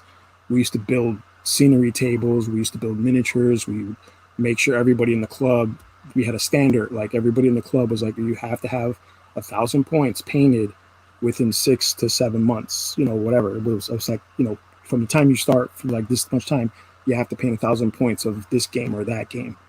And a lot of guys were like, oh, I don't want to do all that stuff. And I'm like, well, we're not forcing you to, but at the same time, you're not going to learn anything. You're not going to grow. You're not going to challenge yourself if you don't paint. And we had like what they call a tabletop standard now. We had that before it had a name. It's like, okay, you got to do this, this, and this. Not color numbers, but like base layer, mid-tone, highlights, shading. Those are the kind of standards we had. And it was interesting because like a lot of the guys, when they first started, they would complain, why do we have to do all this work and blah, blah, blah, blah. But then when we would go to tournaments or big public events and they put their armies on the table, people were just like blown away. Like they were like, these are professionally painted. I'm like, no, they're not. They're just painted well. You know what I'm saying? Like to a standard. And then once they started realizing that people liked the way they painted, then they were like, oh, I'm going to paint all my guys. I'm going to get all of them done. It's interesting when you get that admiration from people, then you get that drive to do more. Paint to Life says, I never played Warhammer or any of those games that you mentioned above. Kevin says, 3 colors, 3 shades. What about highlights? Ooh. I did get Viso. I bought some black primer. Mm-hmm. Oh my god, the goblins. Mm-hmm. What are we saying? I'm just amazed how it just created that shadow. Oh, yes, because you used to paint your guys just straight off the press, right? Prime them gray, then paint them. No, yeah. But yeah, the black, it looks like it makes the paint darker as you're putting it on. It does make the tone darker. It's what it does. Yeah. But it also it gives you shadows in the corners, the underarms and stuff. They used to, back in my day, they used to say that was the cheater primer, right? Because professionals painted their miniatures white. They would all prime their miniatures white because you had to paint every single inch of that miniature. You couldn't miss anything because people would see it. So you had to be good. They said that black primer was cheater primer or beginner, like newbie primer, right? So it's like for new guys, they're getting started, they primer their guys black. Then, if they miss doing the underarms or in between the legs, it's okay because the shading, the black would be automatic shading. You see what I'm saying? Yeah. So, which I can see that now. But I mean, you could do it either way. I mean, yeah, there's people out there who can kill when it, like, they murder these miniatures when it comes to white primer, gray primer. There's dudes that, like I said, they primer gray, top coat it with a little bit of white, undercoat it with a little bit of black, and now you've got all this automatic shading. It's like crazy, especially if you're airbrushing. Paint to Life says that's crazy, but nowadays with contrast paints, etc., it's pretty easy to get something out tabletop standard, I imagine. You would think that, but no. Contrast paint is nowhere near as easy as they say. But I'll be right back. When you actually get it, when you actually, I don't want to say master it, but when you actually get good at painting with contrast, it looks good, for sure. It's definitely a good tool, especially if you're an experienced painter. Man, you're gonna kill with contrast paints. I mean, look at, like, Hate just did a video. He just dropped a video where he used, the statue that he did and the bone golem. He used contrast paints and tech paints, and he just blew it out the water. Phenomenal looking paint schemes. What are you saying? Walk by in the background. He's a creeper. Buddy. Here you go. Paint to Life. You've never played any of the games. I mean, not that you have to, but if you're interested in that tabletop tactical gaming, give it a shot. But do it on the smart. Like, do your homework, do your math, shop online, shop at stores where you can get the best prices on, like, your miniatures, because this is a huge rabbit hole that you could fall into and never see the light of day again. You know what I'm saying? Yeah. Let's see. He also says, yeah, sorry about that. First, my dog takes me to my son's room. And he's like, oh, no, I'm hungry. But let's see. Yeah, I've been using them since they came out last summer. I don't paint with GW, though. I use them with my D&D minis. He goes, yeah, makes sense. Bah ha ha ha.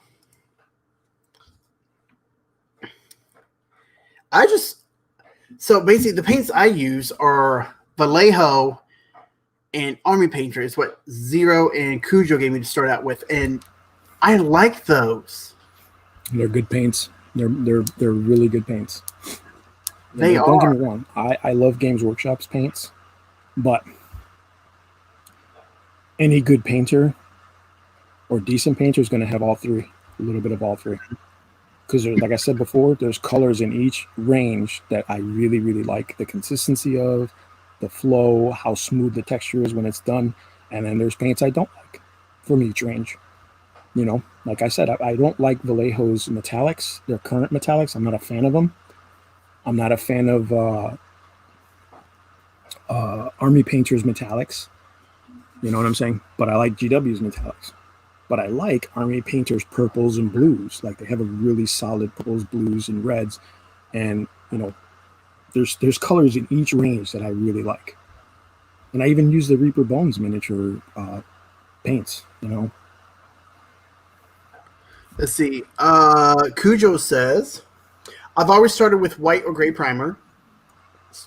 I started painting white from the top, black from the bottom, since I got an airbrush. Mm-hmm. Yeah, that's the best way to do it too. Zenithal shading is the best, especially with airbrush. It's easy with airbrush to do it. So, I mean, not to me rephrase. Not easy, but makes the process easier. Yeah. Let's see. Paint to Life says, yes, there are some great colors in each line. Kevin says he has 3+ brands.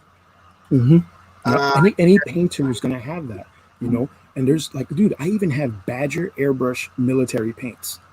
I have a set of them that I swear by. I don't know what it is about these colors, but they're phenomenal. You can paint them on, airbrush them on. They're great paints. And they go right through the brush. I'll thin them myself, but they, like, right through the brush, no problem. So you're going to play. You're going to buy paints, experiment, see what you like, what you don't like. You know what I mean? Don't like limit yourself to one brand. I mean, you're not getting paid by that company to promote that brand. So just try different paints, man. You never know. My only thing is I don't like using craft store paint for miniatures. Dollar store paints, Michael's craft paints, they're not meant for miniatures. They're meant for school projects. Matter of fact, look, it's meant for stuff like this. You know, you get craft store paint, you slap it on, whatever. Miniature paints are completely formulated differently. And now, Crit, you can attest to that, right? I mean, you were using craft paints originally. So far, the only official D&D minis I painted was with the craft paint on my D&D minis. I want to get me some more. Well, no, I take that back because the minis that you sent me too, I've used, and the ones that Bill sent me, I used the miniature paint that you guys gave me. So yeah, it's the detail. They pick up the details way better than the craft paint.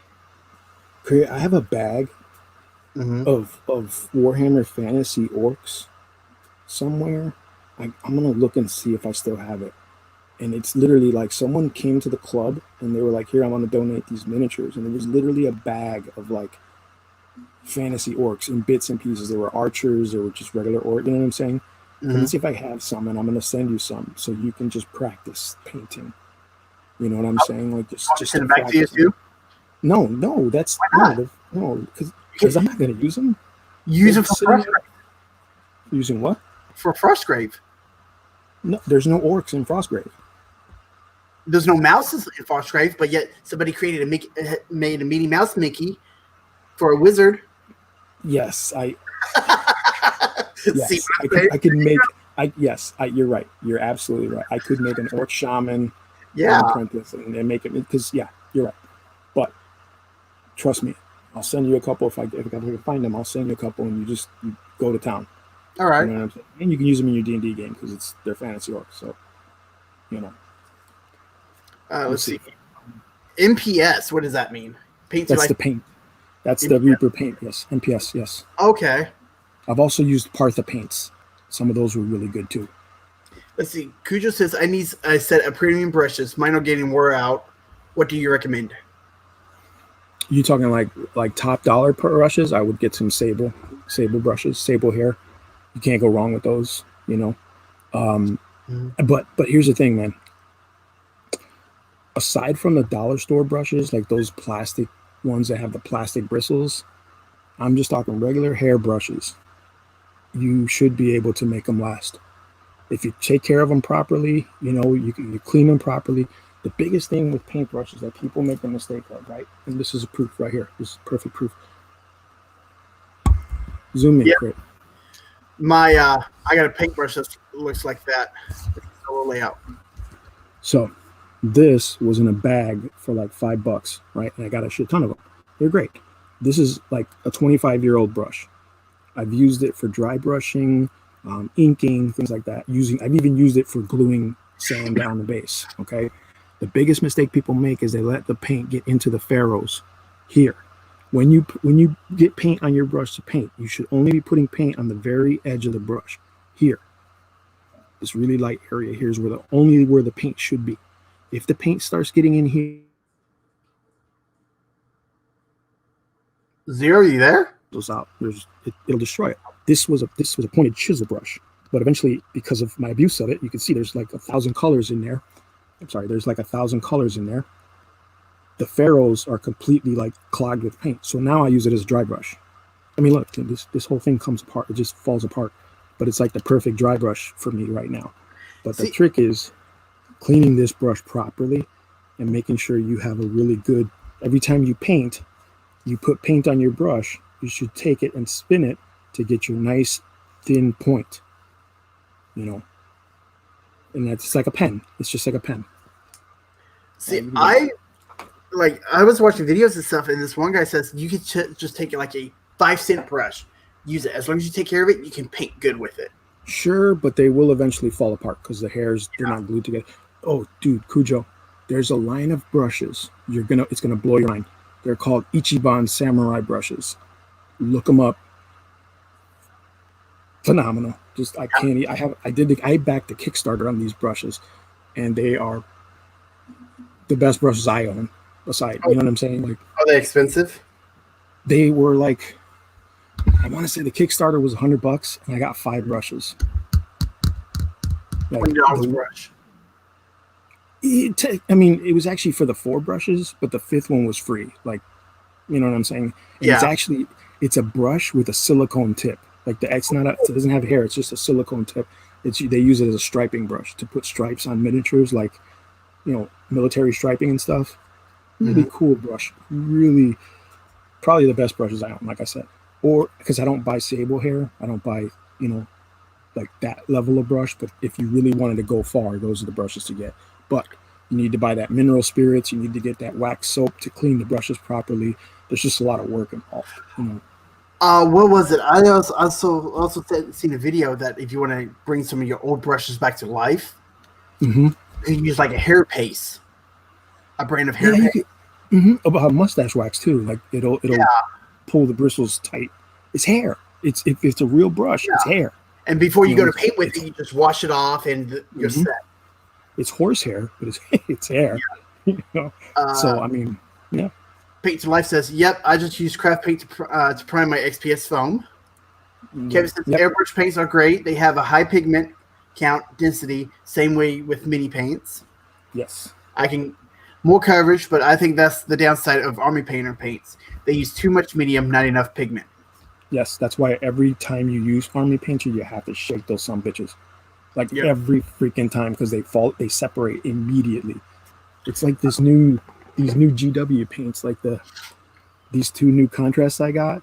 Look at how far separated, and that happens like all the time. It's almost like I gotta shake it every time I dip the brush in there. You know what I mean? Like you shake that up, and there, now it's mixed. You know, you see what I'm saying? But you got to do it constantly. I hate that shit. Let's see what else.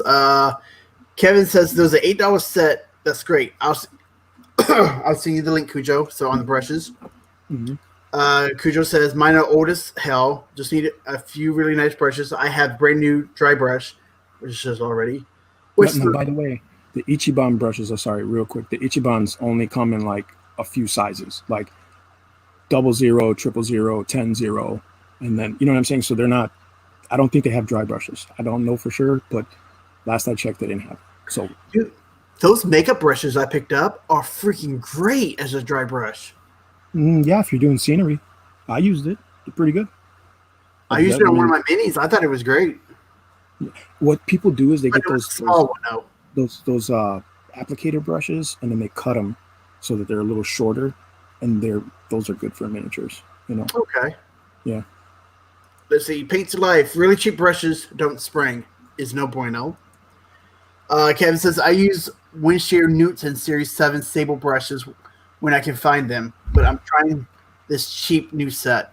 See, I have a $5 set from Walmart, and I love it. Winsor Newtons, you think you love it. When you get your hands on a Winsor Newton brush, I promise you, it will be hard pressed for you to go back to any other brush. How much are the Winsor Newtons? They're pretty expensive, yeah. Like the cost of your miniatures, you know. 25 cents? No, not your 3D printed stuff. Oh, well, you didn't specify. Free?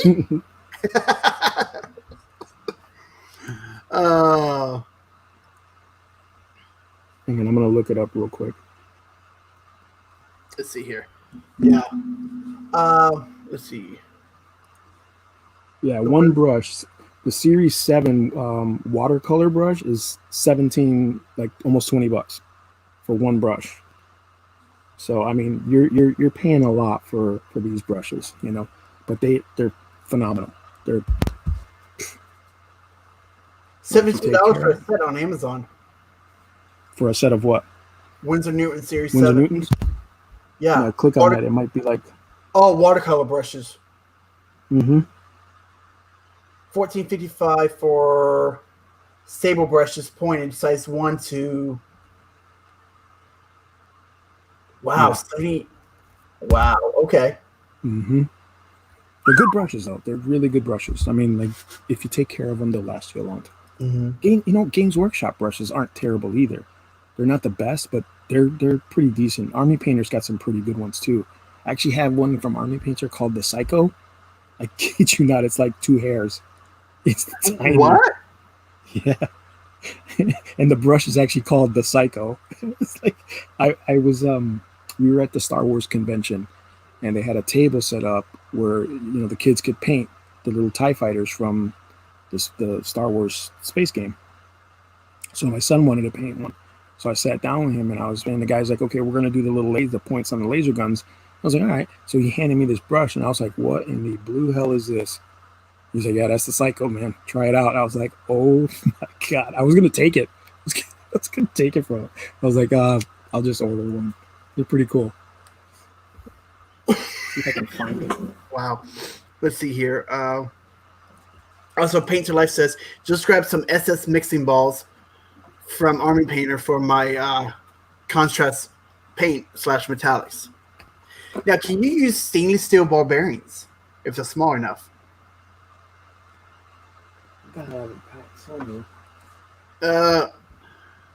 Paint to Life, where you guys from? Well, we're both in the Midwest, basically. I got it packed away somewhere, sorry. Oh. No, Paint to Life asks where we're from. I live in Missouri. I am in Chicago. Northwest end of the city, but we're there. Yeah, I'm about an hour away from Kansas City, Missouri. Well, I'm an hour away from everything, basically, where I'm at. Where are you from, Paint to Life? I know where Cujo's from. Yeah, ain't he down there by Haight? Mm-hmm. Well, he's probably the closest to Haight. Yeah. Yeah. Across the river. Oh, he's from Canada. Nice. Oh, see, that didn't pop up on mine. Yeah, he's from Ontario, near Niagara Falls. Oh, yep, now it did. There's a cool place near Niagara Falls. It's called the Battle Bunker. It is from the group the miniwargaming.com. They had a store. They used to have a store, small little office space with the store, and they used to do all their videos from there. But then they bought this huge building, and they turned the whole building into a store, a gaming area, and like a hotel with themed 40K rooms. I mean, phenomenal. Wait, what's the name of it? I think it's called The Bunker from miniwargaming.com. Yeah, it's phenomenal. Didn't they go out of business or something? No, they just closed up like everybody else. It's COVID. Yeah, they're still there. They have like... Okay. Yeah, because they used to do battle reports for 40K and stuff. Everything. Yeah, they have like a paid service. Like if you pay like a membership fee, you get like exclusive videos and things like that. That's how they pay for everything. Is their pay video service. I mean, look, it's funny because when they started, when I had my gaming club, that was the goal. I was like, guys, we could do so much. Like we could get all this stuff out there, get people, but we didn't know. And YouTube was like fledgling at the time. You know what I'm saying? And like, I was the only one taking pictures. I was the only one recording anything. It was like, I got so frustrated. It was like, but man, it's so funny because like everything that they're doing, I was like, Jesus Christ, we were on that same road. You know what I'm saying?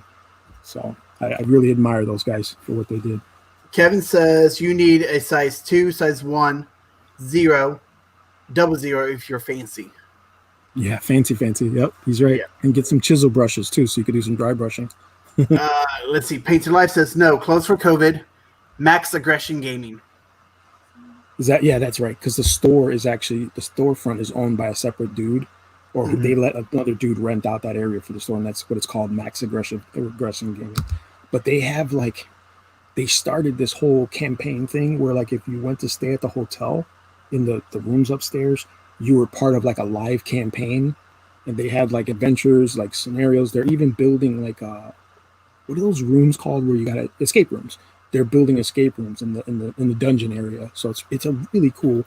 If you get the chance, check out miniwargaming.com and check out their the final bunker tour, and you see how phenomenal this any gamer would love to live in this place. You know what I mean?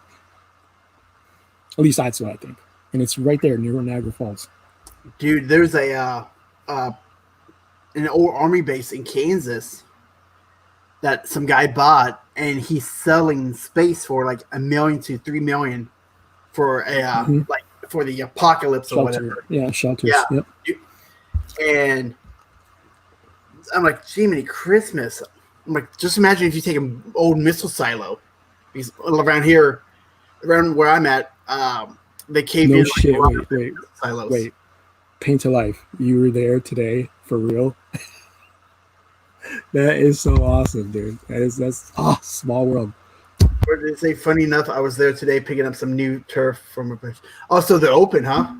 The stories, yeah. Okay. Yeah. But the bunker itself is not. Let's see. Glass beads, all steel rust eventually. Okay, so I'll try glass beads then. Yes, all metal beads, no matter what stain is not, they start to oxidize and they corrode the paint. I was just telling Hate this. There's a website called AliExpress. It's a Chinese website. I know, Chinese. I've heard all good things about them, Mo. But they're one of the few places that still carry glass BBs, and you can get them in 8mm, 6mm, and 10mm, I think. And I think for like the dropper bottles, you want at least 8 to 10mm so it doesn't clog up the neck. Mm-hmm. But that's what I use in all my paints. I use those glass BBs because you got a shaker for life. Yeah. Well, see, I'm thinking about buying like a fingernail painter polish shaker. I have one, and it's. You wouldn't recommend it? I mean, you have to sit there a really long freaking time to shake up one bottle of paint. Oh, really? A really long time, yeah. They're not like as strong as your arm. Uh-huh. Just shake it to paint, man. Just shake it to paint. Oh, you know what? Then I'll just give it to my son. Yep. Or, hey, honey, you're working out. Instead of using that shake weight, here you go. Use the paint. Shake it to paint. That's it. Like we used to do it all the time. Like when we'd be at club, like first 20 minutes, 30 minutes of everybody sitting down to paint was this. Like everybody's like, oh, this paint's like 70 years old. You shake it up and it like this. Yeah, with these massive forearms. I think I've been painting my shape. Been shaking my paint fastest. My forearms look big. Yeah. Yeah, Cujo is exactly right. Yeah, they're freaking loud. Yep. Paint to Life, LOL. That's what you got to do. Shake it to paint. Shake the paint. So I'm just checking on my website, on my page now. Mm-hmm. I am up to 181 subs. I know, man. You're almost there, dude. You're almost at 2. I'm almost there. I need to find the time and just put out the videos. I do want to thank all the new subs that I did get in the past few days, too. So if you guys are watching this, thank you, man. And again, I'm sorry if I haven't put out. I'm sorry that I haven't put out a video, but life is happening right now. Everybody, dude. Everybody's struggling, and you just gotta do what you can when you can. I mean, I could be doing more videos per day, per week, but yeah, my son is literally here all day with me doing schoolwork, so I really don't have this life, Yep. So, and like I said, I think I said it earlier, like, sub. Well, thank you, bud. Thanks for subbing. He said he just subbed. Thank you, sub. That's cool, dude. That's what's up, man. That's what the Discord is for, to help each other out, man. You know what I'm saying? Get on there, sub to the channel. Look, I said it before. I know, right? You've heard me say this 1,000 times. It's nothing personal to anybody. I don't even like half the stuff that some of the people put out. But I sub and I watch because I know that if I sub and I watch, I'm only one person. But if I watch your videos from start to finish, which I do with all you guys' videos, it's got to help, right? Like it's got to help you. You know what I'm saying? And that's what it's about, man. I mean, I know people don't like half my shit, I don't care, but you at least watch it all the way through. You know what I'm saying?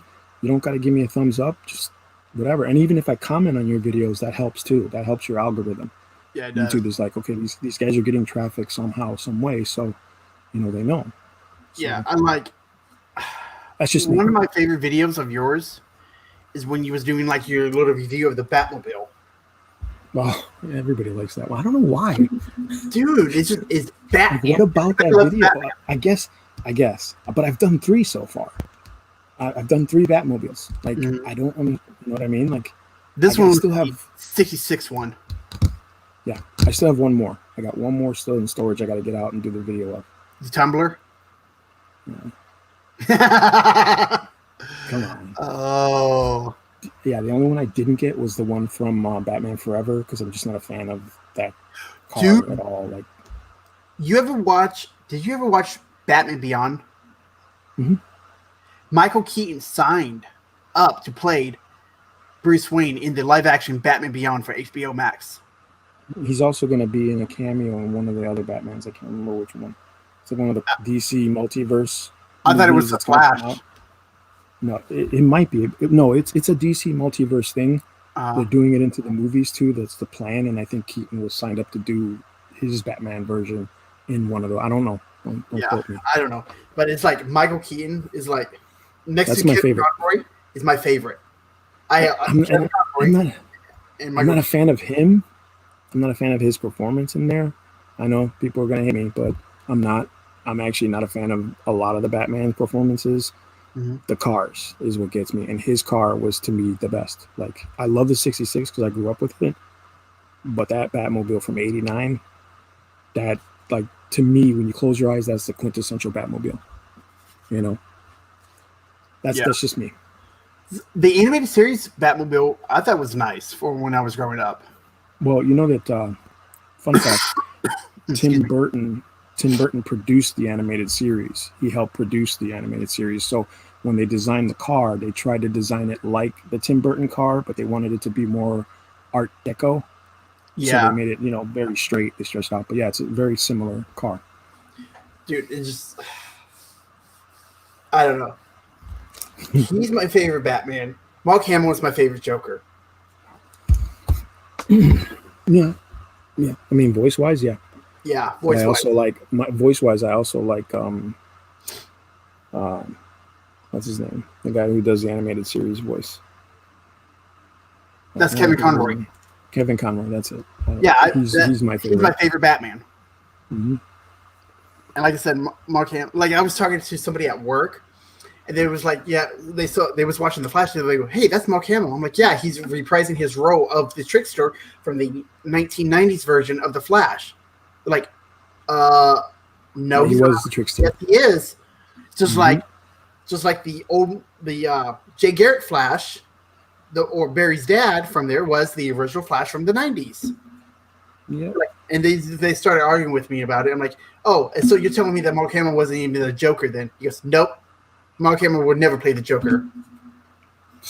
I looked at this guy. I'm like, I thought you was a Batman fan. He goes, I am. Nah. He's a Batman movie fan, maybe. Yeah. See, my favorite movie Batman was Ben Affleck. I think he did the best to portray that version of Batman. I wanted to see Robert Pattinson's Batman. I don't. I didn't think Ben Affleck would do a good Batman. I didn't think so either. I thought it was going to be a joke, but I actually same here. But the way he played it, oh my gosh. Oh, Pixel says I put an episode out each Saturday since March 22nd, but it's totally a work of love. It's only the way that keeps me insane. Yeah, it's just that's what's up, dude. That's what's up. And see, that's what I was saying to the other guys before. Don't put like 4 videos out in a week. People aren't going to want to watch your shit, man. Yeah. They'll watch the first one. Maybe you get halfway through the second one, but they're not going to watch the next 2. Do it once a week at least. Just drop a video once a week. That gives you time to be creative, edit the video, whatever you need to do. And it gives your fans something to look forward to, your supporters something to look forward to each week. Like if I got to tune in every day to watch your channel, that's frustrating, man. That's rude as hell. It's like a TV show. Yeah. Well, like that, maybe it's just me.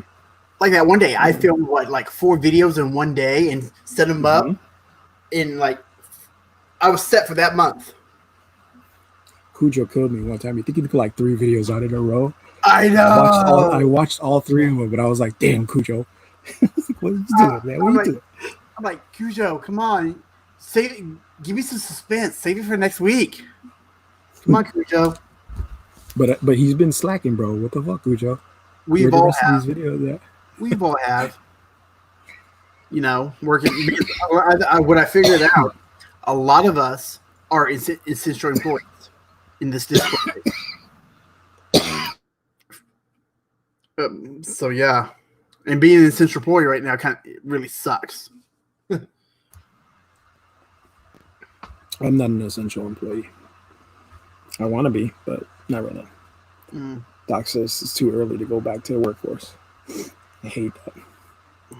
But we've got to follow the rules, man. It is what it is. Yeah, dude. The other day, a kid kicked me in the knee and just knocked me down. And I'm like, Oof. Ooh, man. Good. God bless you, dude. Because I would not have it. It takes like you when you said when you saw that my arm in that one video you mentioned. Oh, that's a bite. I'm like, no, that's a scratch from a kid. But yeah, I see you, Cujo. Let's see here. Cujo. You've been busy putting models together. Somehow my sub count is going up. Yeah, man, because I'm pushing your shit on my channel. On my channel, my Instagram, my Facebook, my Twitter. Because I just started Twitter again. I've seen that. I hate Twitter, dude. I hate it. But it's another way to get my word out there and get my videos out there. And I can't complain, you know. What I try to do on Instagram, like I'll do like a story, like, hey, that's going live tonight at blah blah. Oh, you've seen them, and stuff, and that seems to help. Yeah, man. Look, every little bit helps, dude. Like it's you got to put that's what they call putting in the work. Yep. You know, filming the videos easy. I mean, you just film. You don't even have to edit it. You don't even have to edit if you don't want to. You know what I mean? If you don't want to edit, you don't have to. You know, do one take. Who cares? But getting it out there, man, especially at us where we're starting out, that's rough, dude. Yeah. That's hard work, man. You got to be constantly like, go here, go there. Make sure this person's sharing your shit. Tell your friends, bother the hell out of your friends. Share my shit, please. You know what I mean? Like my friends literally stopped like the first couple months. Like they stopped. They're like, no, not doing this anymore. Like you bastards. Then like a couple months after that, they stopped watching my videos. I was like, I make these videos, and it's funny because I made it for them originally. My channel was originally for my buddies. Like if I bought something new, I didn't want to wait like 2 months to go and hang out with them. So I was like, here, I'll show you guys what I just got and what it looks like. You know what I'm saying? And I'm like, you're just a bitch. Like I make these for you, and you don't even watch them. Like, what kind of shit is that? When I started, you know, I just Bill from Earth Stats. I'm not gonna lie, he inspired me and stuff, and because I seen what he was filming with and stuff, I'm like, dude, I have a cell phone, I have an iPad, I can do that, you know. And even before he was my first subscriber before I even had a video. That's cool. Yeah, that's cool, man. Kevin says he has black.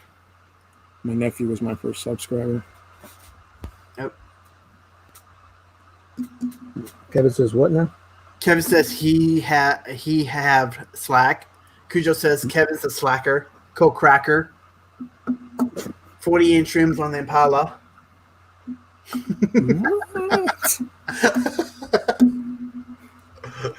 Oh yeah. True story. There's a company out right now putting out RC radio controlled Impala that actually has hydraulics in it to make it bounce and to like do 3-wheel motion. Real story. Very expensive, but it's cool. Paint to Life says, Kevin, what's your channel's called? What's your channel called? Oh. What is Kevin's channel called? Kevin DeLeon? I don't know. I don't think he has a channel. Could he be the only one that doesn't have a channel? No. Very active in the Discord too with us. You know, it's funny, Cujo, because like I have a separate Facebook page for Zero's Hobbies. Like I created a page for it, and I don't post it on my regular Facebook. None of my videos I ever post on my regular Facebook page, unless I'm going to be live like on somebody's channel or something like that. You know, when I know ahead of time, I'll post it. But a lot of times, like my family, they don't know. You know what I'm saying? They don't.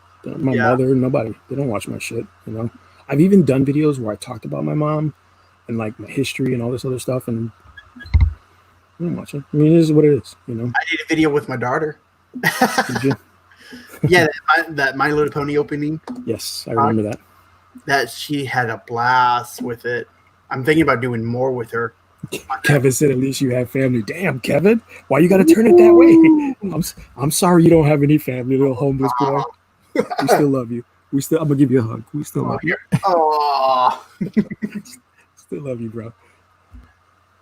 Mustache guy approves too. Hold up, mustache guy approves. He approves. Mm-hmm. He looks like a French dude, honestly. He's one of them. No, he's one of those guys. He's one of those guys that used to do the boxing. You know? Oh yeah. Remember those guys? Like, really? You know, true story. These guys, they didn't actually punch each other. They actually slapped each other because they would get into like slap boxing after work or outside of their factories and stuff before they went home, and they didn't punch each other because it's like a gentleman's thing. Like they didn't want to send each other home with bruises or broken teeth to their wives, so they would just, you know, slap. They would do this, but they would slap the hell out of each other. Yeah, crazy. Kevin says his channel's called Kevin Dillon. I'm gonna see if I'm sub, because it's like I think I am. I want to say I'm subbed. I think I've done it. He said hashtag paint the life.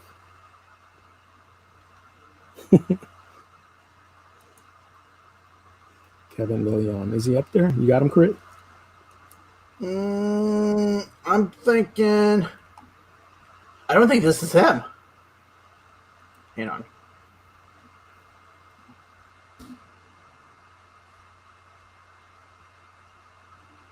Kevin DeLeon.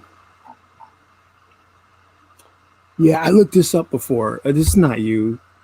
With the little airsoft rifles and stuff like that. That's not you.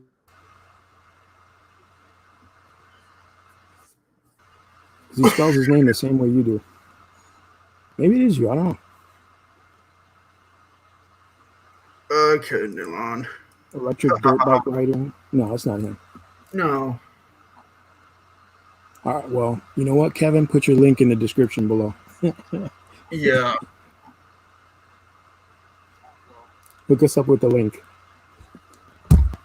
I would laugh if it is him, though. Yeah, you too. Totally. This guy with the bullshit channel, that guy, what? He'd be like, I unsub now. I unsub. Just put your link in, bro. I'll sub. For real. I'll sub. Let me know. But anyway. It's hard to find it, I'm told. I mean, because there's a lot of people with that name, you know what I'm saying, on YouTube. See, that's what I was saying before. I was saying that earlier this week in the Discord. Game On is extremely hard to find if you just type that in. If you don't have a link to it, if you type it in, a lot of other crap comes up. You know, there's very few channels that if you actually type it in, it'll come up the first thing. Same thing like with Google. If you go to Google and type a channel in, you know, very few of us actually have like where it goes right from Google to your channel. You know what I'm saying? So got to come up with them names, guys. Got to type them names in and see what comes up, what doesn't come up, so you know. Well, like when we had this on its own YouTube channel stuff, that was, what was it? It was all in caps too, just for the search reason. Because if you put all in caps, that helps the search. Is it? Is that how it goes? I think so, because I think if I remember right, I put It's a Critical all in caps too. Yeah, because it used to be you have your own channel. It's a Critical. Yeah, I think you have to put it in caps in Google to get to it. Because if you just type in It's a Critical, all this other stuff comes up. Critical Role, all this other crap comes up. Because they've been there longer and they've got more followers. You know, but yeah, like if you type my name into Google, my channel's the first thing that comes up. So does Thaco Cave and there's a couple other guys. Same thing, like you type their channel and it comes first. I think Cujo's too, like the Overboard DM. If you type that in, it comes up first. Yep. Let's see. You're saying. Orc Zombie Cobalt. Kevin says it's Hot Dwarven Forge videos. Yeah, he's right. Hot Dwarven Forge. It's now hot dwarves before fish. Got dwarves before fish. Oh, you know what? I think I have him. Wait, what? No airsoft. I think I. Let me check my subscriptions. Because didn't you also do a video? And you bought the Yes, the Wizards of the Coast. Yeah, I do. I am town tiles. Yeah, me too. I'm with you, bro. I got you. He hasn't put out a video in a while, but he watches them. But he watches. I mean, that's cool. Whatever, man. Yeah. Thanks for the support. I don't know if you're watching my channel. I'm assuming. I apologize. But if you do, I appreciate it. So, have you seen The Mandalorian season 2? Have you watched it? Yes. Did you? I just watched it today. Spoiler alerts. Real quick, everybody. Spoiler alerts. Did you see all the Easter eggs? I was mainly focused on the armor. Okay, well, that's the biggest, right? That was the most obvious. That's not the only one I caught. What else did you catch? Tatooine. Tatooine? Yeah. Yeah, he's been there a couple times now. Yeah, but what else? I think that's really it because I was kind of paying attention to Jasper too. Jasper was kind of going off. Like the speeder bike that the Marshal was riding. That's one of the turbines from Anakin's pod racer in episode 1. No way. With the yellow forks on it and everything. Yeah. The crate dragon, the pearl that's inside the stomach. That's some old Star Wars lore. Those are all like I think that was in one of the movies too, wasn't it? No, it was never in a movie, but it was in the comic books. It had this pearl in its stomach, and it's basically formed from eating rocks that have the crystals in it that you use for the lightsabers. You know what I'm talking about? Yes. Those crystals, like, they harden and then they turn into a sphere inside the stomach, and that's what makes the pearl. And the Sand People found the pearl at the end. There was a bunch of other ones too. I mean, obviously Boba Fett was there. You think that was Boba Fett at the end? Yeah, that Boba Fett. Really? The dude with the two? Yeah, that's him with the burnt face. That's what's his name? The actor, the guy who played Jango Fett and all the clones in the first 3 movies. It's the same actor. Don't you remember, like, when Jango Fett got his clone son, he wanted a clone son that was unaltered. So the kid was still going to look like him in the end. He grew up like a normal kid, whereas the clones grew up like 5 times faster. Yeah, but see, shorter lifespans. Yeah, because I know The Mandalorian takes place after Return of the Jedi, and before. Yeah, episode 8. Yeah, or episode 7. Yes, is it 7? Yeah, 7. Yeah. Also, the Weequay, the bartender. He's a Weequay. He's a guy on Jabba's sail barge. He's the one that he had the staff. He's in Return of the Jedi.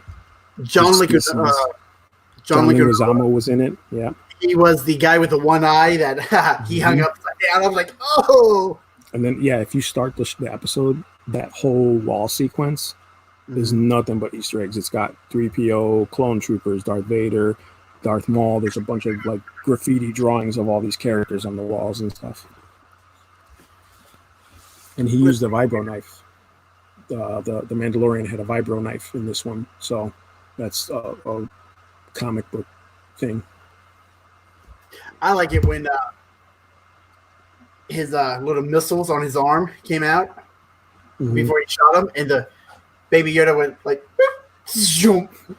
I thought that was so funny. Okay, let's see. Oh, and the thing that the Marshal shot the missile off the back. Like they never did that in the movies before. You know what I mean? No, but they did it in the animated series. And comic. And there was a toy that was everybody's like, oh, it's the rarest Boba Fett because it shoots the missile. But people don't know that they actually only released a handful of those to private individuals. That was not never on sale. But that little guy with the missile is a whole thing. Anyway. Let's see. Overboard. Cujo says, before I pick my name, I made sure it would come up if I search for it. Yes, I watched it. Kevin says, I could always change my name on YouTube, right? Yes, you can change your name on YouTube once every year. So, like, if you change it, then you gotta wait a whole year before you change it again. Cujo just says, don't pick Overboard DM. Overboard Kevin. There you go. Oh, wait. Don't pick Overboard Kevin. That's what Cujo said. Kevin, at It's a Critical, I tag you next to my channel in Discord. I'll share it with everyone else. It's not the Airsoft guy. Ha ha ha. Okay. Yeah, we know. Yeah. I almost picked Extreme DM. Ooh. That'd have been cool. Yeah. Ha ha ha. At Cujo. DF recently priced me out. Dwarven Forge. Yeah. Yeah, I sold them my soul, so. But yeah, did you know that Disney came out with 2 new Kyber crystals too? Well, at the Disney park, yeah. The black one and no, a green and a red one. One with the voice of Vader, with the voice of Yoda. They call it 8-ball Kyber crystals because I guess there was a chance last year. There was a chance where you could get these Kyber crystals with the voice of Vader and Yoda, but it was like very rare. But now they released them and they're like kind of metallic. There was like a whole scandal though. Like when they originally put the stores, they opened the store. They had the Kyber crystals in these little red tubes that you could buy separately, right? Like you build your saber, but then you could go into the store and buy the cubes. But inside the thing, you couldn't see what was in there. You just bought it. It was a random, right? The flashlight on the phones. Yeah, you use your phone light, and it would like reflect through the glass, and you could see which crystals it was. And there was a black one, which was extremely rare. And I want to say that it's actually a Sith crystal. It was red in the saber, but the shell of it was black. Yep. So people were like flashing and getting all the rare ones and shit. And then they started going on sale on eBay and stuff for ridiculous prices. Let's see. Okay, time for bed. Nice chatting with you, fellas. Thanks for tuning in. Yeah, you're right. You're absolutely right. All right, brother. Thank you. I know. What was it? I haven't been there yet. It's one of my places to hit once the virus. Yeah, I want to go down and build my own lightsaber. Like I would pay. I would honestly metal and stuff. I would pay $200 for it. Just once in a life. I wouldn't mind. But there's so many sabers out there with better quality for the same price that you could get. You know what I'm saying? Yeah. And if you've ever bought one of the Force Effects ones, like the ones they used to sell at Toys R Us with the light up blade and stuff, and they had the sound. It was really cool. Those ones at the shops are the same. They're just literally you could piece them together. So the same style of saber, like same frames and everything, and they're chunky. They're thick in your hands. Whereas like you could get sabers from different companies, and you could get them in all different shapes and sizes. You know what I'm saying? Like, yeah. I was checking out some. What's the name of that one big one that makes the sabers? But I was checking them out, and I was ooh.